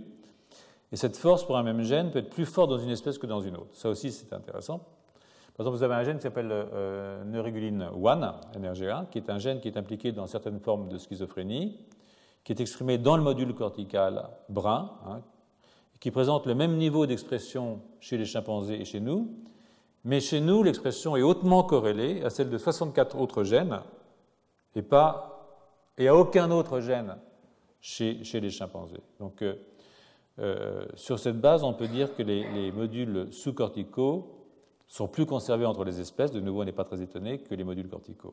Donc ça, c'est en accord avec l'expansion incroyable du cortex humain, bien entendu. Là, nous comparons les humains et les chimpanzés quand même. Donc, si je regarde maintenant les gènes qui sont présents dans les modules corticaux, surtout dans le module bleu, hein, qui est peu présenté chez le singe, comme vous voyez ici, hein, eh bien, on trouve 13 gènes de transporteurs de protéines, 9 gènes de microtubules, des gènes de transporteurs d'ions et 11 membres de la chaîne de transport des électrons, c'est-à-dire des gènes qui sont impliqués dans le métabolisme énergétique. Donc c'est un point, celui-là du métabolisme énergétique, qui est extrêmement important. J'avais déjà indiqué plusieurs fois que ces gènes ont subi des évolutions accélérées chez les primates anthropoïdes. Alors, ces coexpressions de gènes, ces réseaux qui sont coexprimés différemment entre différentes espèces, ça soulève l'idée qu'il peut y avoir ce qu'on appelle des gènes hub, des hub gènes, qui occupent des positions centrales à l'intérieur de chaque réseau, et ou des modifications épigénétiques. Hein. Donc c'est pour ça qu'aussi les problèmes de structure tridimensionnelle de la chromatine sont des problèmes extraordinairement importants, sur lesquels je passerai pas mal de temps l'année prochaine. Et donc, la recherche de gènes hub, vous en avez ici, c'est-à-dire des gènes qui sont reliés à plein d'autres gènes. Et vous voyez ici une chose qui est intéressante, c'est par exemple que ce gène LDOC1, hein, qui est ici, celui-là, il est perdu chez les chimpanzés, il est conservé chez Sapiens. Hein. Donc, le pourcentage de connexion purement humaine, hein, dans chaque structure relève d'une certaine façon une forme de hiérarchie de structure. Il y en a 17% dans le cortex, 8% dans le noyau codé, 4% dans le cervelet. Donc, on peut proposer que les grandes différences de connectivité pour un de ces gènes hub suggèrent que ce gène était l'objet d'une évolution accélérée, bien entendu. Et alors, si vous regardez LDOC1, par exemple, celui-là, qui n'est pas exprimé, enfin, qui n'est pas co-exprimé avec d'autres gènes chez les chimpanzés, il n'est pas différentiellement exprimé, il est exprimé au même niveau entre nous et les chimpanzés. Mais il a subi, donc c'est une connectivité différente, mais ce n'est pas une expression différente. Hein. Donc, et cette différence d'expression ne compte que pour peu de choses dans la différence de connectivité, dans l'exemple qu'ils ont donné. Donc, par exemple, si vous prenez L-DOC1, hein, celui-là là, que je vous ai montré, c'est un gène dont le caractère hub est spécifiquement humain et qu'on ne le retrouve pas chez le chimpanzé. Et en fait, il est interrompu chez le chimpanzé par une inversion chromosomique. Donc, en fait, c'est une mutation qui s'est passée sur le lignage humain, mais pas sur le lignage chimpanzé, qui fait qu'on n'a pas perdu l'expression du gène, mais on a perdu sa connectivité, sa coexpression avec d'autres gènes. Donc les résultats, en fait, quand on peut regarder les interruptions et les délétions et les inversions, et le résultat qui est sorti de là, c'est que 20% des gènes ayant une connectivité différentielle ont des gaps, c'est-à-dire des trous, des modifications, des délétions, des inversions, contre 6% pour les autres gènes, ceux qui n'ont pas de connectivité différentielle.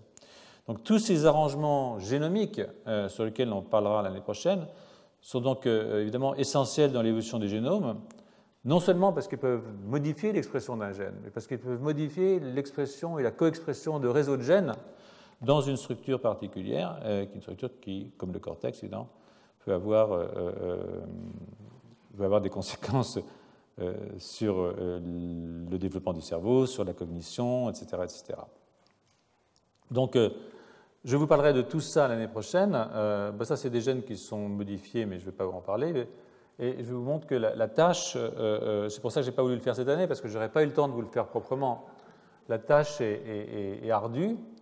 C'est tous les types de travaux qu'il va falloir regarder, c'est-à-dire les rôles des méthylations dans l'évolution humaine, le rôle de l'organisation tridimensionnelle dans l'évolution humaine, les problèmes de conformation chromosomique, les rétrotransposons, bien entendu, qui jouent un très grand rôle dans l'évolution des grands singes.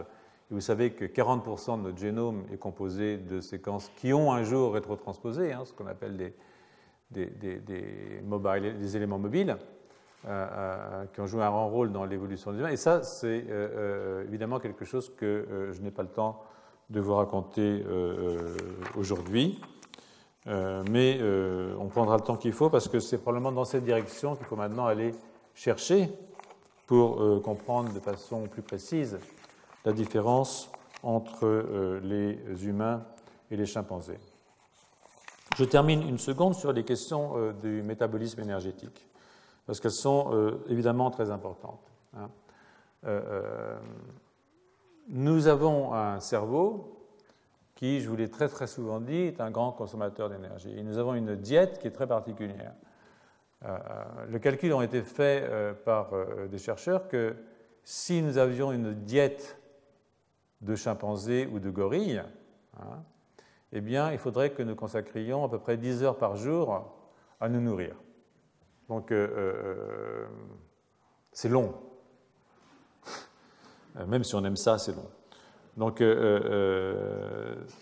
c'est intéressant parce que ça veut dire qu'il s'est passé quelque chose qui fait qu'on a un apport énergétique et une dépense énergétique beaucoup plus forte. Alors, évidemment, il y a les traditions culinaires qui ne sont pas pour rien, c'est-à-dire que les aliments cuits sont beaucoup plus digestibles que les aliments crus. Les aliments carnés, tant pis pour les végétariens, sont évidemment aussi d'une grande richesse nutritive. Si on est végétarien, on n'est pas mort, mais il faut des petits suppléments alimentaires quand même. On mange des lentilles, par exemple. Et l'augmentation de notre métabolisme n'est pas liée uniquement, si vous voulez, il y a une théorie qui dit que, par exemple, on met moins d'énergie dans le tube digestif et on en met plus dans le cerveau. En fait, ce n'est pas tout à fait vrai. Je ne dis pas que ce n'est pas un petit peu comme ça, qu'il n'y a pas des réallocations de ressources énergétiques. Mais je peux voir ici que si vous prenez des humains, des chimpanzés, des gorilles ou des pongos, qui sont donc nos anthropoïdes, et que vous retirez le gras, les humains sont très gras, entre 40 et 30% du poids du corps, c'est du gras.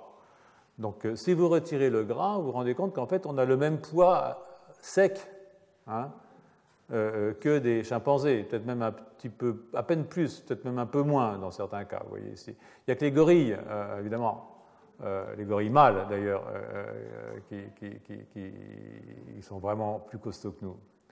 Mais si vous regardez maintenant en fonction de la masse de tissu non adipeux, la consommation d'énergie quotidienne, hein, vous voyez que, ça c'est en logarithmique, hein, donc entre 3,5 et 5 en échelle log, eh bien, vous avez les homos sont nettement supérieurs aux chimpanzés, aux gorilles ou aux pongos. Ça suit d'ailleurs une courbe qui a à voir avec une forme d'évolution, bien entendu. Et ça veut dire que, en fait, nous dépensons plus d'énergie par jour. Ce n'est pas que nous la distribuons différemment, nous en dépensons plus. Et ça, c'est lié pour l'essentiel, et vous pourriez le calculer d'ailleurs, au fait que nous avons un cerveau qui est 5 fois plus gros que celui d'un chimpanzé pour un poids sec qui est le même. Donc,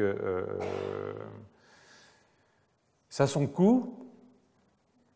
Ça a son coût et ça a aussi quelque chose à voir avec notre pattern de développement. C'est-à-dire que, je vous rappelle la position bipède, hein, et la forme du bassin qu'impose la position bipède et la taille absolument monstrueuse, il faut bien le dire, du cerveau humain, eh bien, on est obligé d'avoir des naissances qui sont extrêmement précoces. C'est-à-dire quand le cerveau n'a que 10% de sa taille totale à l'âge adulte. Hein, et encore, la taille totale, elle arrive vers environ une vingtaine d'années. Ce qui est très très différent, bien entendu, de ce qui se passe chez un chimpanzé, ça c'est troglodytes, qui à la naissance a déjà un cerveau qui fait à peu près 50% de la taille adulte. Mais si on avait 50% de la taille adulte à la naissance, le cerveau ne sortirait pas. Hein, à cause de la forme du bassin. Donc, à cause de la bipédie. Donc, la conséquence de ça, c'est qu'une grande partie de la maturation du système nerveux se fait de façon postnatale. Hein, là, j'accélère et je ne veux pas trop vous embêter, mais de façon postnatale. Donc, il se fait de façon postnatale. Donc, la plasticité cérébrale, elle est pour l'essentiel postnatale. C'est-à-dire que la construction, bien sûr, l'essentiel de ce qui est génétique est là. C'est-à-dire qu'on a les grandes régions, on a fait les compartiments, hein, ils sont là, etc. Mais la mise en route fonctionnelle ou l'apprentissage dans ces compartiments, elle se fait essentiellement en contact avec un environnement qui est un environnement social assez compliqué, hein, surtout chez les humains, parce que ces petits qui sont si fragiles, faut bien une organisation sociale pour les protéger. Et donc ça implique des organisations de sociétés humaines un petit peu particulières. Et ce que vous voyez, c'est qu'en fait, cette construction de ce qu'on appelle les homoncules cérébraux, hein, et qui se fait en réponse aux stimulations sensorielles, hein, par exemple, si vous coupez un membre très très tôt, il ne sera pas représenté ni au niveau du thalamus, ni au niveau du cortex. Et ce que vous pouvez voir ici très, très facilement, c'est que la représentation du membre est proportionnelle à l'innervation sensorielle. C'est pour ça qu'il y a de très grosses lèvres dans le cortex, de très grandes mains et des pieds de taille tout à fait ridicule, sauf chez les danseurs, bien sûr, mais ça c'est autre chose. Et ces périodes de plasticité, au moment où se construit le système nerveux qui est dans le système postnatal, hein, essentiellement, eh bien, sont étagés au long de la vie, avec les systèmes sensoriels qui viennent d'abord, les systèmes moteurs et linguistiques après, et les fonctions cognitives qui s'étendent très très tardivement en fait, et qui touchent des régions du cortex, en particulier le cortex médial préfrontal, qui est une région, comme vous le savez, qui est impliquée dans les phénomènes cognitifs. Et ces périodes de plasticité, elles sont très importantes, parce que c'est là où vous apprenez, vous savez très bien que même si vous pouvez apprendre à jouer du violon en tant qu'adulte, vous savez très bien que vous l'apprendrez mieux si vous avez un âge relativement jeune au moment où vous démarrez l'apprentissage. Après, ça devient quand même plus difficile. Il en est également ainsi des langues, hein, comme vous le savez. Et donc, ce sont des périodes qui se font dans la vie postnatale, et la longue et lente maturation du système nerveux chez Sapiens, évidemment, fait que l'environnement, hein, même pour un génome identique, l'environnement joue un rôle fondamental dans la construction du cerveau. C'est-à-dire que je vous ai dit que le cerveau était sécrété par le crâne, et maintenant je vais vous dire qu'il est sécrété par l'environnement. Bon, il y a quand même les cerveaux de singes et les nôtres, qui ne sont pas la même chose. Il y a la génétique s'en mêle, bien entendu. On en parlera l'année prochaine. Donc cette maturation des différentes régions qui est impliquée dans l'apprentissage, elle est liée en fait à des interneurones, je ne sais pas si vous vous rappelez, qui viennent des éminences ganglionnaires, latérales, médianes en particulier, et qui vont migrer de façon tangentielle dans le cortex pour faire des synapses avec ces neurones pyramidaux qui sont dans les couches 3 et 4 du cortex. Et vous voyez que chez Sapiens, on a beaucoup plus de neurones pyramidaux que chez les autres primates. Et ces interneurones viennent se mettre à ce niveau-là, et quand ils sont à ce niveau-là, ils font des synapses avec ces neurones pyramidaux, et c'est la maturation de ces neurones GABAergiques qui sont inhibiteurs, qui viennent inhiber les neurones pyramidaux, qui ouvrent dans chaque région du cortex au moment où il le faut, au moment où le stimuli fonctionnel arrive, par exemple la lumière pour la vision, le son pour l'audition, autre chose pour les régions du cortex préfrontal. Eh bien, ce début de maturation des neurones GABAergiques, en particulier de cette classe de neurones, va ouvrir une période de plasticité, et quand ces neurones seront complètement mûrs, eh bien, va fermer cette période de plasticité. Donc en fait, c'est la maturation des neurones inhibiteurs, du système inhibiteur, qui va ouvrir au temps t la période de plasticité et fermer au temps t plus delta t la période de plasticité. Et ça, c'est lié au fait que quand les neurones inhibiteurs inhibent les neurones glutamatergiques, on a une boucle en retour des glutamatergiques, ça provoque des oscillations qu'on appelle des gamma bands. Et ça, c'est très, très consommateur en énergie. Parce que si vous dépolarisez une cellule 80 fois par seconde, c'est du 80 Hz, eh bien 80 fois par seconde, il faut repomper tous les ions et faire fonctionner les pompes, les ATPases, sodium, potassium dépendantes. Et donc ça, c'est quelque chose qui est très, très fort. Et donc ces cellules, en fait, sont des cellules qui coûtent extraordinairement cher en énergie à un système nerveux. Alors, évidemment, il y a différentes façons de réguler. Alors, ça vous indique aussi que non seulement vous pouvez ouvrir à une certaine période et fermer à une autre la différenciation de vos cellules, et donc ouvrir ou fermer la différentes périodes d'apprentissage, mais ça vous signale aussi que vous pouvez éventuellement, chez l'adulte, rouvrir une période d'apprentissage. Donc, je ne vous dirai pas comment on fait, mais des laboratoires nombreux, le nôtre aussi d'ailleurs, ont montré qu'on peut rouvrir une plasticité corticale chez l'adulte. Il y a une maladie qui est très très connue qui s'appelle l'amblyopie. Si un môme a une cataracte et que vous ne l'opérez pas avant l'âge de 6-7 ans, vous aurez beau réparer l'œil à 6-7 ans, il n'aura jamais une vision binoculaire, parce qu'il n'aura pas appris à voir avec les deux yeux au niveau du cortex. C'est-à-dire qu'en fait, les terminaisons qui terminent sur les neurones binoculaires ne viendront que d'un seul œil et pas des deux. Et chez la souris, on a la même chose, sauf qu'il faut fermer avant, ça se passe entre P20 et P40, c'est-à-dire plus tôt évidemment, mais la souris P40 c'est déjà pas mal, une souris est quasiment sexuellement mature à P40.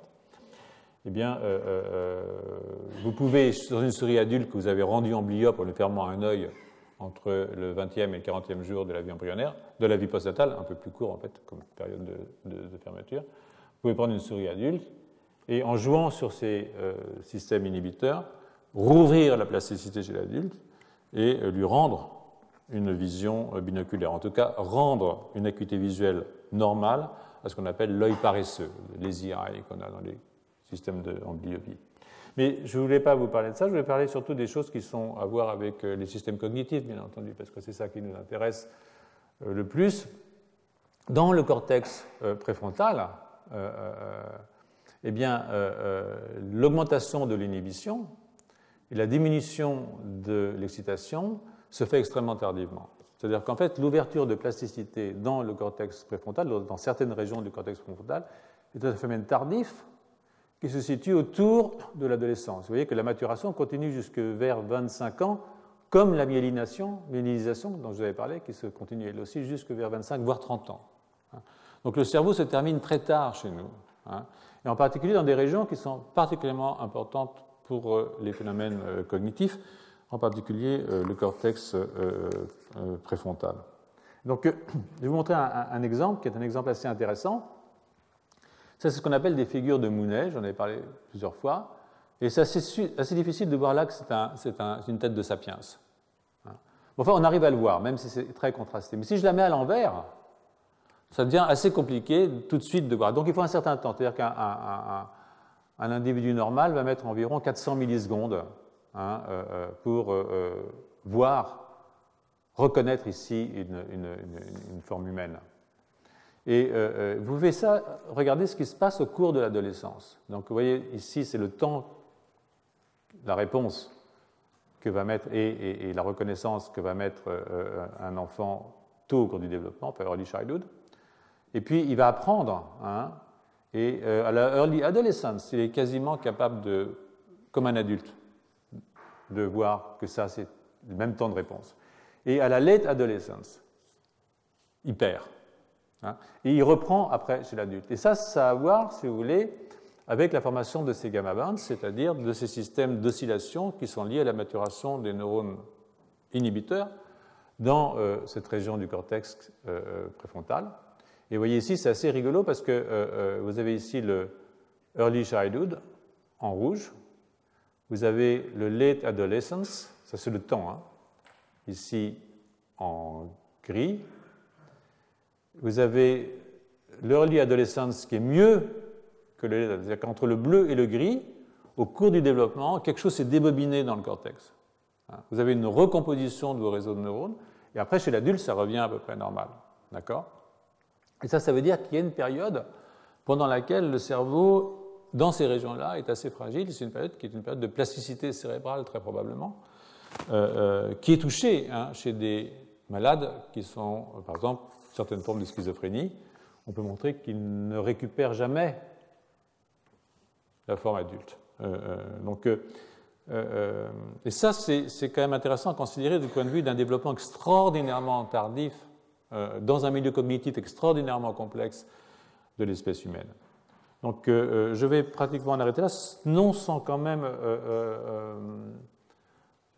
je reviens avec Geschwin, qui est vraiment probablement un de mes auteurs préférés sur le plan de l'évolution du cortex, et qui dit quelque chose d'assez juste, c'est-à-dire que d'étudier le développement du cerveau dans une perspective évolutionniste, en la combinant avec les résultats qui viennent des biologies du développement et des pathologies, en rapport avec les variations génétiques et le développement des circuits et leur fonctionnement des circuits cérébraux. C'est exactement ce que j'ai essayé de vous faire sentir d'une certaine façon pendant les heures qu'on a passées ensemble. Eh bien, c'est ce qui peut nous donner la meilleure idée de comment cet organe se développe et mature chez toutes les espèces, mais ce qu'il y a de très spécifique chez nous. Alors, c'est à la fois intéressant sur le plan, évidemment, des connaissances de base, parce que je trouve que c'est extrêmement excitant, personnellement, mais ça a aussi, évidemment, des implications pour comprendre les maladies qui sont des maladies spécifiquement humaines, d'une certaine façon. Alors, je sais bien qu'on s'émerveille parce qu'il y a des bonobos en bliope. Pas en bliope, des bonobos presbytes. Je ne sais pas si vous avez lu dans la presse. Ils vieillissent aussi. Voilà une grande nouvelle. Ça valait le coup de faire un Nature. Mais pour ce qui est des problèmes de cognition et de comportement qui sont spécifiquement humains, et il y a des maladies qui sont spécifiquement humaines qui affectent la cognition humaine, je pense que cette approche et c'est ça qui rend le cours un peu compliqué, pour vous sans doute, mais pour moi aussi, croyez-le bien, je pense que faire le lien depuis le côté génétique jusqu'au côté comportemental, en passant par tout ce qui est cellulaire et organique, c'est absolument essentiel si on veut éviter de dire des bêtises du genre qu'il y a 1,2% de différence entre un chimpanzé et un humain, ce qui est une imbécilité totale. Mais qui marque, parce que dès qu'il y a un nombre, les gens pensent que c'est scientifique, bien entendu. Donc, malheureusement, ce n'est pas scientifique, c'est même anti-scientifique. Ce qui est scientifique, c'est de se mettre les mains dans le gadou, et d'essayer de comprendre comment ça se passe et pourquoi finalement, somme toute, nous ne sommes pas des singes. Voilà. Merci.